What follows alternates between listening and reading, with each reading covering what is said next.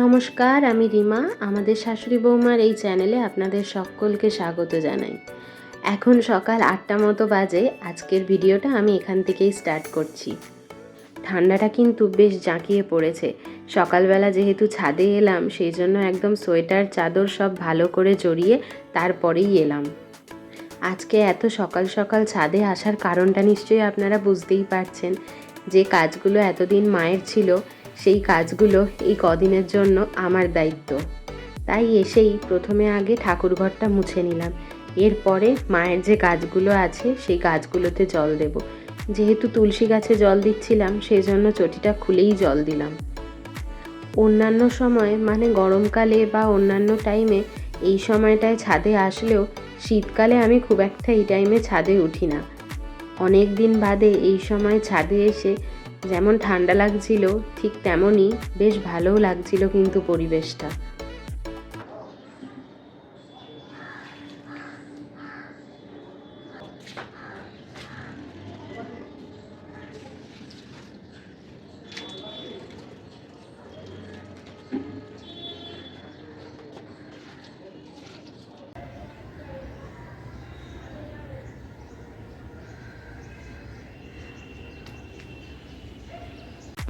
সকালবেলা ছাদে আসলে জানেন তো অনেক রকমের পাখি দেখতে পাই, আর তার সাথে পাখিদের এত কিচিরমিচির আওয়াজ সত্যিই খুব ভালো লাগে। আমাদের অপরাজিতা গাছটায় আজকে মাত্র 2টি ফুলই ফুটেছিল। একটা রেখে আরেকটা ফুল তুলে নিলাম মায়ের গোপুসোনার জন্য। মা যেহেতু গোপুসোনাকে বাইরের ফুল দেয় না, বাড়ির গাছের ফুল দিয়েই পুজো করে, তাই আমিও ওই অপরাজিতাটা দিয়েই আজকে গোপুসোনার পুজো করব। এই কদিন রোজ সকালবেলা ঘুম থেকে উঠে ফ্রেশ হয়েই চলে আসছি ঠাকুর ঘরে। পুজোটা সেরে তারপরে নিচে গিয়ে বাকি কাজকর্মগুলো করি। যেহেতু ঠান্ডাটা এখন বেশ ভালোই পড়েছে, তাই সকালবেলা স্নানটা করতে পারি না। মা যখন মায়ের পুজোর দায়িত্বটা আমার ওপর দিয়েছিল, আমি না তখন বেশ একটু ভয়ই পেয়েছিলাম। কারণ আমি যখন পুজো করতে আসি স্নান সেরে, ততক্ষণে মায়ের সব পুজোটাই হয়ে যায়। আমি শুধু শিবের মাথায় জল ঢেলে ফুল বেলপাতা দিয়ে বাকি ঠাকুরদের নমস্কার করে নিচে চলে যাই। কিন্তু এখন মায়ের গোপুসোনাকে স্নান করানো থেকে আরম্ভ করে মহাদেবের পুজো সবটাই যখন আমাকে করতে হবে, তখন বেশ একটু ভয় পেয়েছিলাম, এটা ভেবে যে আমি মায়ের মতো করে ঠাকুরের পুজোটা ঠিকঠাক করতে পারবো কিনা। কিন্তু মা যাওয়ার আগে ঠাকুর ঘরে কোথায় কি আছে, পুজো কিভাবে করব, সমস্তটা A to Z আমাকে একদম ভালো করে বুঝিয়ে দিয়ে গেছে। তাই মায়েদের যাওয়ার পর থেকে যখন আমি পুজো করতে আসলাম, বলতে নেই আমার কোনোই অসুবিধা হয়নি পুজো করতে। সমস্ত জিনিসটা মা যেমনটা বলেছিল ঠিক সেইভাবেই করেছি, আর করতেও পেরেছি। এই দেখুন আমার গোপুসোনাকে স্নান করানো হয়ে গেছে। এরপর একটা কাঁচা জামা পরিয়ে গোপুসোনাকে সোয়েটারটা পরিয়ে দিচ্ছি।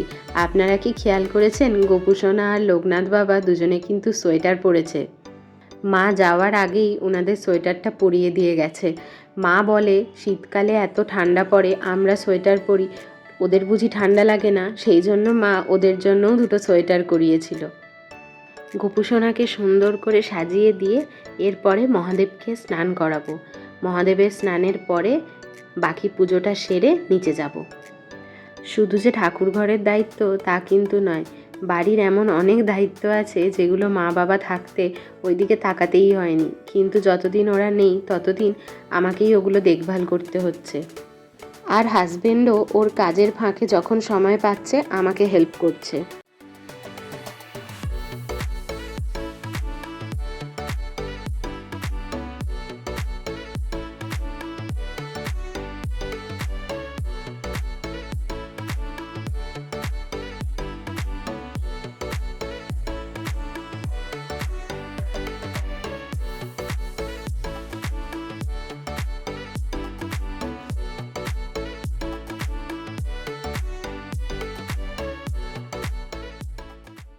পুজো সেরে চলে এসেছি নিচে। চাটা বসিয়ে দিয়েছি আমার আর হাজব্যান্ডের জন্য। আজকে হাজব্যান্ডও যেহেতু উঠে পড়েছে, সেই জন্য একসাথে দুজনে চা খেয়ে তারপরে আসবো রান্নাঘরের বাকি কাজগুলো সারতে। ব্রেকফাস্টে যেহেতু দুজনেই ওটস খেয়ে নিই, সেই জন্য আমাদের ব্রেকফাস্ট করার খুব একটা ঝামেলা থাকে না। হাজব্যান্ডকে ব্রেকফাস্টটা রেডি করে দিয়ে দিয়েছি, আর আমিও খেয়ে নিয়েছি। শুধু ফলটা বাকি আছে খেতে, ওটা রান্না করতে করতেই খেয়ে নেবো আমি। আজকে লাঞ্চে চিকেন বানাবো। জানেন তো, আগের দিন যখন মা আর আমি বাজার গিয়েছিলাম, তখন আমার হাজব্যান্ড আর আমি মাকে বলেই দিয়েছিলাম বেশি কিছু মাছ আনতে হবে না, আমাদের জন্য একটু বেশি করে চিকেন রেখে দিয়ে যেও, আমরা চিকেন রান্না করব আর খাবো। আসলে আমি আর আমার হাজব্যান্ড দুজনেই চিকেন খেতে ভীষণ ভালোবাসি। চিকেন বানালে শুধু ওটা দিয়েই আমাদের ভাত খাওয়া হয়ে যায়, আর অন্য কোনো কিছুই লাগে না। যেহেতু দুজনে আছি বাড়িতে, তাই দুজনের জন্য আর বিশেষ কিছু রান্না করতেও ইচ্ছে করে না। চিকেনটাতে নুন, হলুদ, ধনে গুঁড়ো, জিরে গুঁড়ো, গোলমরিচের গুঁড়ো, কাশ্মীরি লঙ্কার গুঁড়ো, চাট মশলা, টক দই, আদা রসুনের পেস্ট আর সর্ষের তেল দিয়ে 1 ঘন্টার জন্য ম্যারিনেট করতে দিয়ে দিলাম। আর এদিকে হাজব্যান্ডের আবদার ছিল আজকে চিকেনের সাথে একটু ফ্রায়েড রাইস বানিয়ে দেওয়ার। কিন্তু গতকাল জানেন তো, ভাতটা একটু বেশিই ছিল। যেহেতু দুজনের ভাত করছি, সেজন্য আমি একটু বেশি করেই করে নিচ্ছি। এখন ফ্রায়েড রাইস বানাতে গেলে ওই ভাতটা পুরোটাই নষ্ট হবে, সেই জন্য ওকে বললাম একটু ভাত ভাজা মতো করে দেবো। তাতে দেখলাম ও খুব একটা আপত্তি করেনি। সেই জন্য কড়াইতে একটু শুকনো লঙ্কা আর রসুন দিয়ে ভালো করে ভেজে নিয়ে তাতে পেঁয়াজ কুচি, গাজর কুচি, ক্যাপসিকাম কুচি, একটু বাঁধাকপি, অল্প করে ফুলকপি আর পেঁয়াজ কলি দিয়ে ভালো করে ভেজে নিলাম। তার আগে 2টো ডিম ভেজে নিয়েছিলাম। ডিমটা ভেজে কুচো কুচো করে একটা বাটিতে তুলে রেখেছি। আর এইদিকে এই সবজিগুলো ভাজার সাথে সাথে একটু চিকেন আর চিংড়ি মাছও দিয়ে দিলাম। চিকেন আর চিংড়ি মাছটা একটু গোলমরিচ আর নুন মাখিয়ে রেখেছিলাম। সবজিগুলো, চিকেন আর চিংড়িটা ঢাকা দিয়ে বেশ কিছুক্ষণ ভাজতে দিলাম। একটু সেদ্ধ হয়ে আসতে ভালো করে নাড়াচাড়া করে তাতে একটু নুন আর একটু গোলমরিচের গুঁড়ো ছড়িয়ে দিলাম। এই ভাত ভাজাটা খেতে কিন্তু একদমই মন্দ লাগে না, আমার তো বেশ ভালোই লাগে। আবার যেহেতু এতে একটু ডিম, চিকেন আর চিংড়ি মাছও পড়েছে, এটা ফ্রায়েড রাইসের থেকে কোনো কিছুতেই কম যায় না। এগুলো সব ভাজা হয়ে গেছে। এরপরে এতে একটু ভিনিগার আর একটু সয়া সস অ্যাড করে ভালো করে নাড়াচাড়া করে ভাতগুলো দিয়ে দিলাম। ভাতগুলো দিয়ে ভালো করে নাড়াচাড়া করে ওপর থেকে একটু গোলমরিচের গুঁড়ো ছড়িয়ে নামিয়ে নেব। আর নামানোর আগে যে ডিমটা ভেজে রেখেছিলাম, সেই কুচো করা ডিমটা ওপর থেকে ভালো করে ছড়িয়ে দিয়ে আর একবার নাড়াচাড়া করে নিলাম। এই রেসিপিটা কিন্তু আমার হাজব্যান্ডের খুব পছন্দ হয়েছে। এটা আপনারাও বাড়িতে ট্রাই করতে পারেন, আশা করি ভালো লাগবে। ভাতটা নামিয়ে রেখে দিয়েছি, এরপরে চিকেনটা বসিয়ে দেবো। প্রথমেই কড়াইতে সর্ষের তেল, শুকনো লঙ্কা আর কয়েকটা গোটা গরম মশলা দিয়ে ভালো করে নাড়াচাড়া করে তাতে 2 চামচ চিনি, কাশ্মীরি লঙ্কার গুঁড়ো আর টমেটো দিয়ে ভালো করে নাড়াচাড়া করে নিলাম। এতে কি হয় বলুন তো, চিকেনের কালারটা না দুর্দান্ত আসে। শুধু চিকেন কেন, এটা মাটনের ক্ষেত্রেও করা যায়, খুব সুন্দর কালার হয়। তারপরে পেঁয়াজ বাটাটা অ্যাড করে ভালো করে নাড়াচাড়া করে মশলাটা কষিয়ে নিলাম। তারপরে কয়েকটা কারি পাতাও অ্যাড করে দিয়েছি। আজকে জানেন তো, আমি ভেবেছি বাড়িতে যা আছে সব কিছু দিয়েই চিকেনটা রান্না করব। মশলাটা কষানো হয়ে যেতে তাতে চিকেনগুলো দিয়ে বেশ খানিকক্ষণ ঢাকা দিয়ে একটু সেদ্ধ হতে দিলাম। এরপরে অ্যাড করলাম টক দই আর রসুন আর ধনেপাতা বাটা।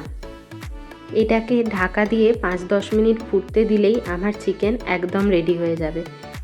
কারি পাতাটা অ্যাড করার পর জানেন তো, একটা দারুণ স্মেল বেরিয়েছে। আগে কখনো চিকেনে কারি পাতা দিইনি, কিন্তু আজকে হঠাৎ করেই মনে হলো বাড়িতে যখন আছে একটু কারি পাতা দিয়ে দেখি। দুর্দান্ত টেস্ট হয়েছে কিন্তু চিকেনটার। এদিকে চিকেনটাও নামিয়ে রেখে দিয়েছি। এরপরে গ্যাসটা একটু ভালো করে মুছে নেব। যেহেতু আজকে অনেকটা তেল মশলার রান্না হয়েছে আর চারিদিকে তেল মশলাটা ভালোই ছিটিয়েছে, সেই জন্য প্রথমে একটু সাবান দিয়ে ভালো করে ওভেনটা আর ওয়ালটা মুছে নিলাম। এরপরে একটা শুকনো পরিষ্কার কাপড় দিয়ে আর একবার ভালো করে পরিষ্কার করে নিলাম।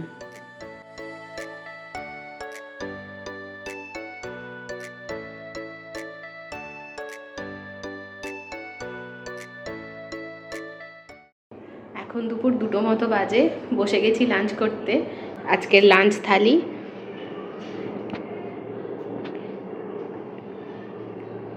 আজকের ভিডিওটা তাহলে এখানেই শেষ করছি। দেখা হচ্ছে পরে আরেকটা নতুন কোনো ভিডিওতে। সকলে সুস্থ থাকবেন, ভালো থাকবেন আর আমাদের পাশে থাকবেন। যারা পুরো ভিডিওটা শেষ অবধি দেখে আমাদের পাশে রইলেন তাদেরকে অসংখ্য ধন্যবাদ। টাটা।